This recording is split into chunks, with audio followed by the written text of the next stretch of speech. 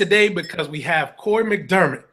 And is this thing on? Yes, it's on. All right, we're good to go. Koy reached out to me because he wanted to do a podcast. He wanted to interview me. So I'm going to go ahead and just hand it off to Koy because this is his show, and I just wanted to share this with you.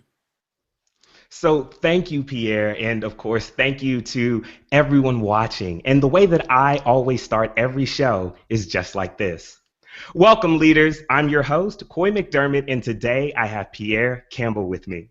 Known for his authentic style and passion as a leadership and personal development coach, Pierre is an empowering speaker who infuses hope, positivity, and action into every presentation. He specializes in developing executives, leaders, and managers, and is the author of Simple Intelligence, Go Get Optimistic, How Acronyms and Affirmations Can Truly Work to Your Advantage. So, Pierre, I've given the leaders out there a quick snapshot, but in the next few minutes, in its purest form, how would you describe yourself and what you do? Man, Koy, I don't think we have enough time to for that, but I will say this. I will say this.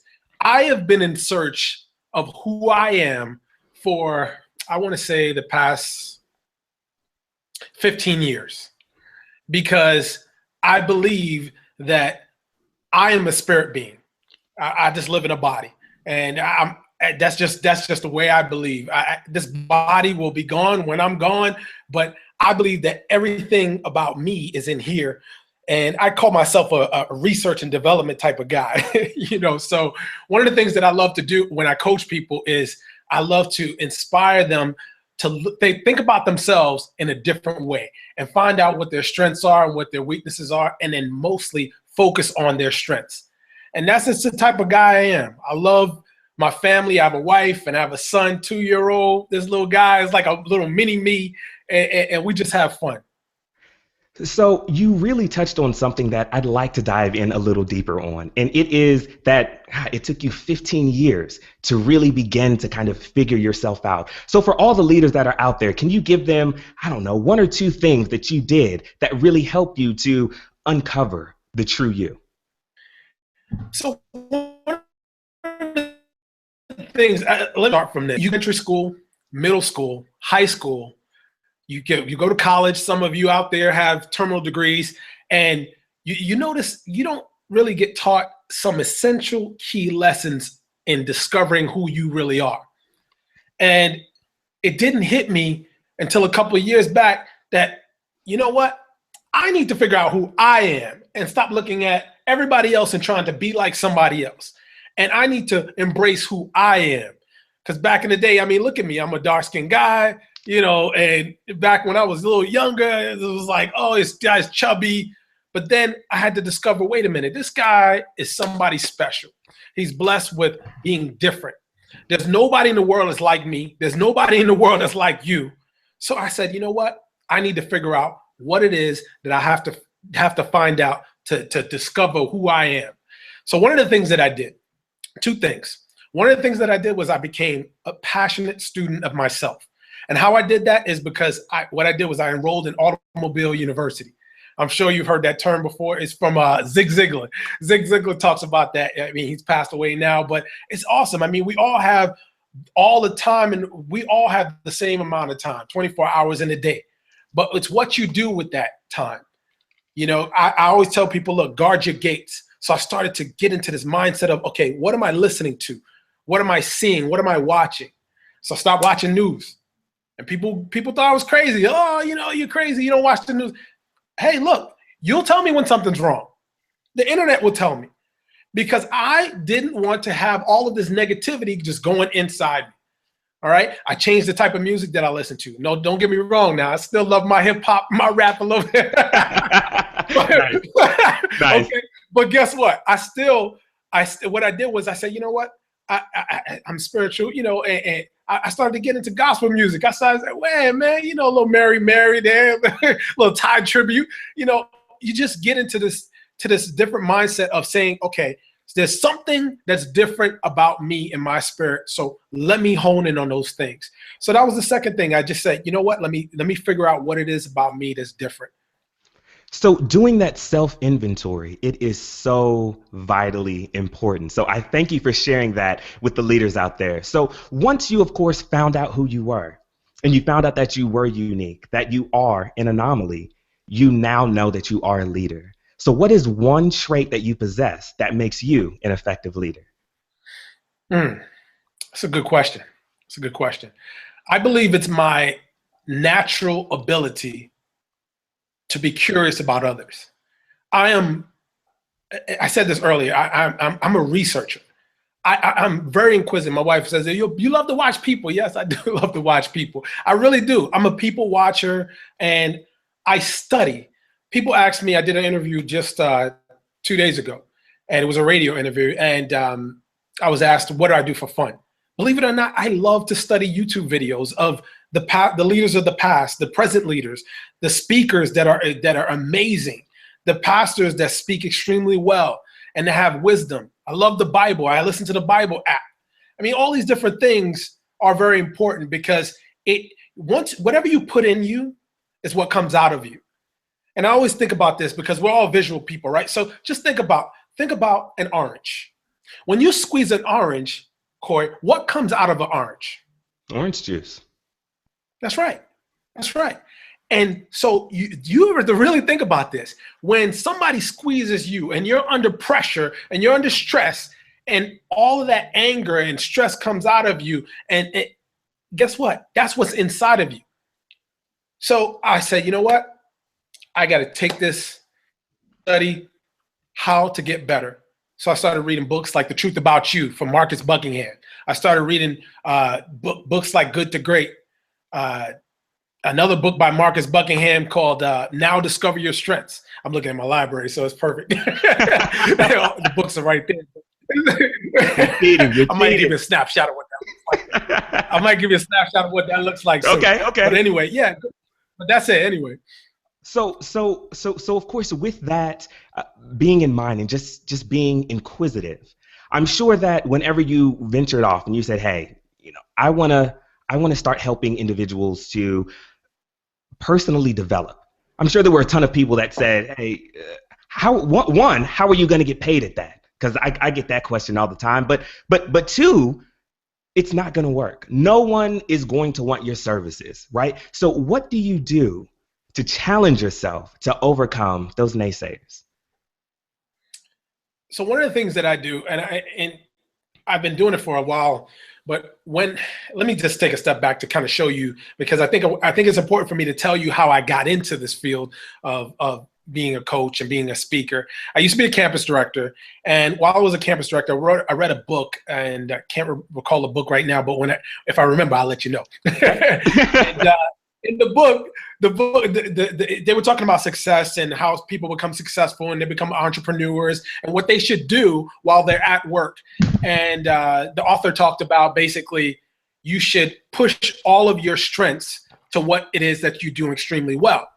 Well, I've always been a motivator. I've always been someone that saw the difference in other people. And I've always thought of, okay, how can I help people to see their strengths? How can I help them to be their best at work? And what I did as an operational manager, as a director, is I coach people. I coached my whole staff. I took the time to speak to each and every one of them. I thought it was important. I showed them how their job directly impacted the bottom line. See, that's an intricate part of leadership. And we can go on and talk about management and all these different things. But at the end of the day, what I did essentially was I pushed every single thing that I did at work to my strengths, which was coaching people, speaking. I asked corporate, I said, look, can you send me out to train the campus deans and directors, the regional vice presidents? I want to train every officers, anybody that was out there that was interested. Now, this is the key point. Something I had to learn. They had to be interested in learning and developing and becoming a better leader, because I was ready to pour. I was like a sponge being squeezed out. Every time I drop myself into a book or I drop myself into a video, it was like, okay, who am I going to pour this out on? I'm ready to squeeze this thing out, because that's just my passion. That's what I love to do. I think it's important for us to all do that. It is certainly important for all of us to drive towards our passions or our strengths, just as you said. And for those deficiencies, either duplicate, delegate, or automate those things so you don't have to focus on them. So, gosh, I know as I continue to speak to different influential business leaders from across the world, I have found that the majority of them have something that they do in the morning that they attribute to their daily success. So what is one routine that you have in the morning that you attribute to your daily success, Pierre? Are you ready? I'm ready. Are you ready? I'm ready, and now I'm sure everybody's ready. I say thank you. I thank God. Think about this. How are you breathing right now? I mean, it's amazing how this thing works, how this body of ours works. We're breathing, and we're breathing because of God, and for me, that's who I believe gave me this breath. That's who I believe gave me the strength and the gift and the ability to do what I do every day. So the first thing I do is thank God. Okay? The first thing I do. And then I try to get that. Remember I talked to you earlier about the Bible. I have a Bible app. The Bible app, yeah. I just read a little scripture. It's only one. Hey, two, whatever. I just try to pour something good and positive in me. I'll tell you what I won't do. I think it's important. Very important for you to hear this. The first thing I won't do, and I'm sure many of you out there will know this, is I will not turn on the news immediately as soon as I wake up. I will not do it, because what's on the news? You have negative, negative, negative, negative, negative, negative, and then here's a positive. No. You have the power, and I have the power to control what goes in these gates. And that's what I do. That's what I do. So waking up in a spirit of gratitude, saying thank you, because just as you said, it is not me who gave me breath, nor was it me who woke me up this morning. I love it. I love it. I love it. So for this next question, Pierre, you and I are going to take a step in the time machine together and go back in time, okay? Let's go. What is one piece of advice you would give to a younger you? That's good. That's good, Koy. Woo, Koy, that's good. You've been doing some work here. Oh, man. One, believe now. Pierre, believe now that you can do it.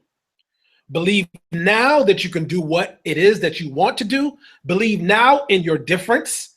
Believe now in your abilities, your strengths, your talents, your gifts. Believe now, and everything else will work out. Believe now. That's the key.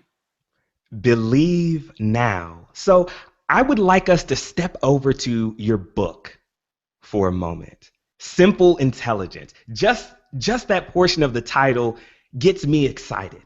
So can you give us a little insight into why you picked the title Simple Intelligence? Okay, so I don't know if it was a dream or was sleeping, but I know the whole idea of simple intelligence came to mind. And the reason why it came to mind was, I'll just give the credit to the Lord, right? So I just make sure I get that out of the way. Definitely. The reason why it came to mind was because everyone, let me ask you a question. Is common sense common? No. No, common sense is not common, right? Therefore, it needs to be taught. And what simple intelligence is, it's kind of self-explanatory. It's teaching you common sense practices, common sense things that people, we walk around, especially as leaders, and we think, oh, that's common sense. That person should not wear that type of clothing at that time of night because he's that type of race or whatever it is, or that person should not speak in that tone, or should not disrespect this person, or whatever the case is. The thing about it is people have to be taught. I have a 2-year-old, I'll tell you right now, and I'm teaching him right now. I'm not going to depend on the school system to teach him these simple intelligence things, which is not common sense. It's, let's kind of equate it to common sense. But these things that I'm teaching them, for instance, something like your response is your responsibility. Now think about that. That's a really, really hard thing to do when you have stress, you have anger, you have different things coming at you on a day-to-day basis as a leader. You're driving in a car. I always give this reference because I think it's very, very important. You're driving a car. Somebody cuts you off on the road. You have a couple of things to do. What can you do? You can flick them off. You can yell at them, curse at them, run them down, chase them down. But here's the catch. That person nowadays could have a gun. They could get upset and crash your car. They could follow you. All these different things. So what I'm doing with Simple Intelligence is basically just giving people an opportunity to build their mental toughness, shift their negative thoughts to positive thoughts, and then help them to realize that common sense is not common. It may be common to you, but it's not common.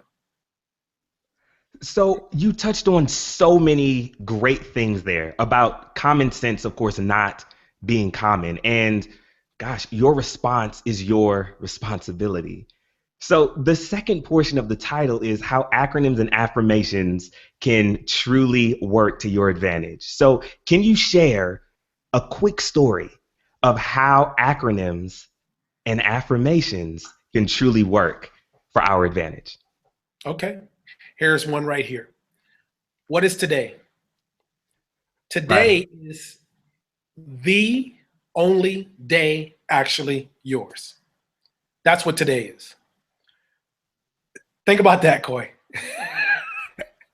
So of course, me with common sense, I decided to go with the actual day as opposed to the acronym, which is the question that I asked you. So you're right. Common sense is not common, ladies and gentlemen. It's not common, but that is an amazing acronym. Can I get that one more time?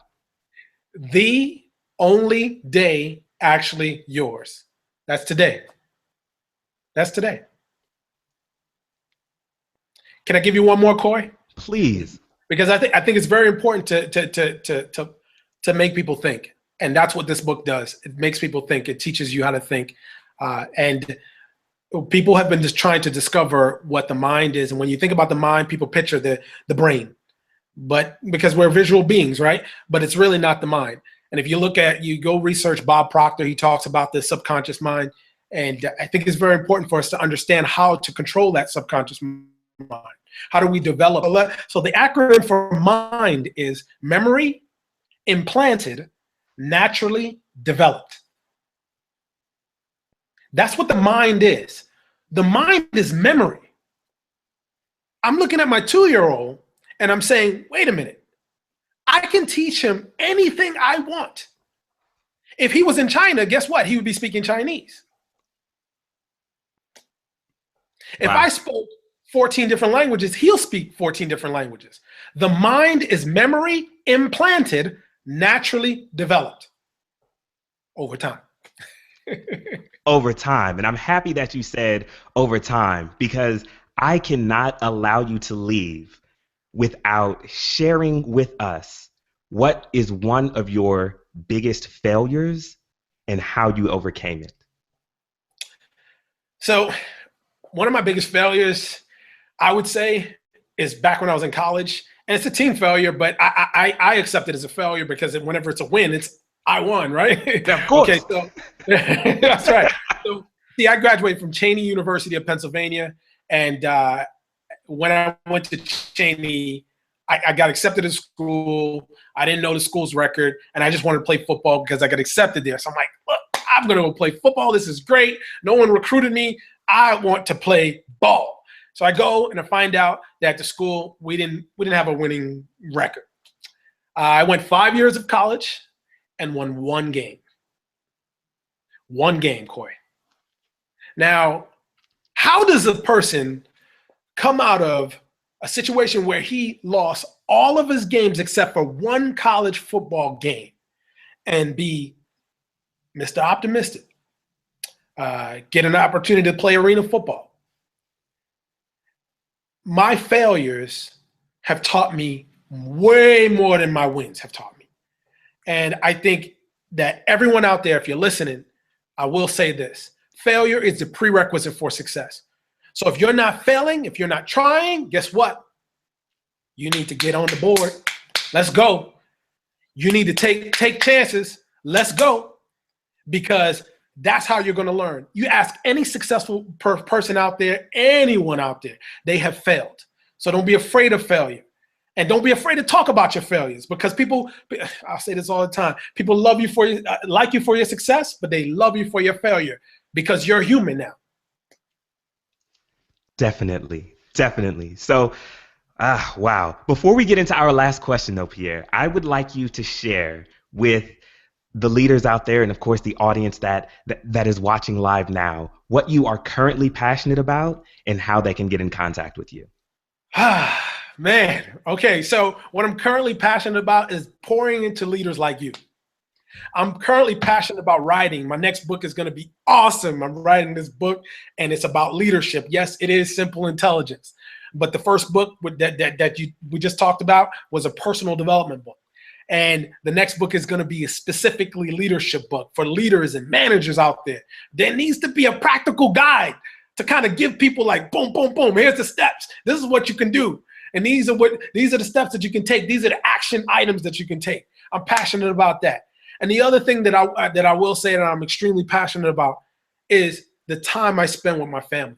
I think it's, oh my goodness, it's such a blessing that I have a wife that supports me, that supports what I'm doing. Now it's tough. And I will say it out there, look, everyone, it's tough when you have this dream, or people say the word dream, but it's a vision, really.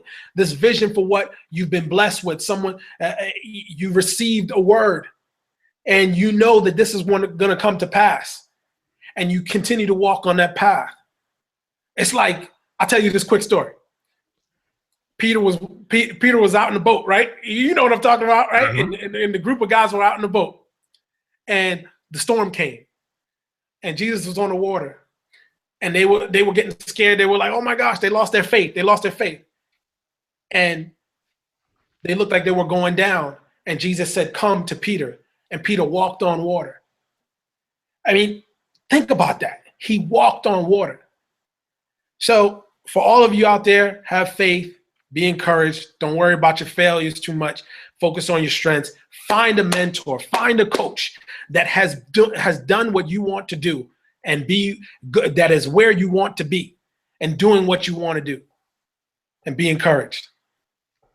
Your passion is infectious, and your optimism, of course, is just, it's through the roof. So is your energy. So let's end the show with you as a leader inspiring leaders. And with that, Pierre, what keeps you inspired?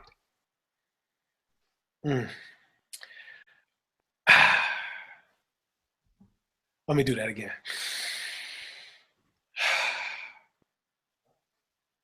That keeps me inspired.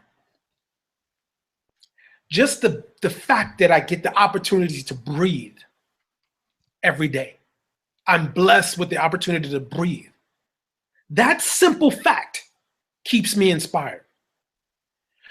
The fact that I have this mind that allows me to write and help people. Someone is watching right now that's being helped. That inspires me. I may not ever meet you, but you are inspiring me, because just of the thought that everything that's coming out of my mouth and that has come out of Koy's mouth has inspired us and inspired you. That keeps me inspired. Every day, that keeps me inspired. Wow. There you have it. There you have it. Wow. Thank you again so much for your time. And leaders, head on over to leadersinspireleaders.com for the show notes and Pierre's contact information. And remember, the highest form of leadership is inspiring other leaders. So be inspiring and stay inspired. Pierre, thank you so much for joining me in inspiring the leaders of tomorrow. Let's go.